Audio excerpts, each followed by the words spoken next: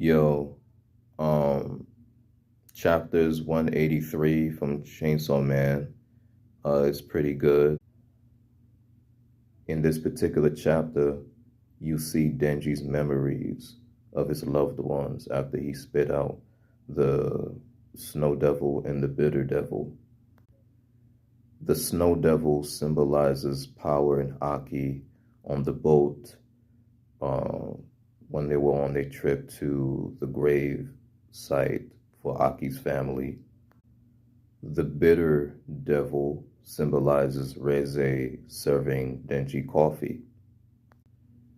And later in the chapter, you start to realize that it was Pochita that made him remember the good moments that he had with them,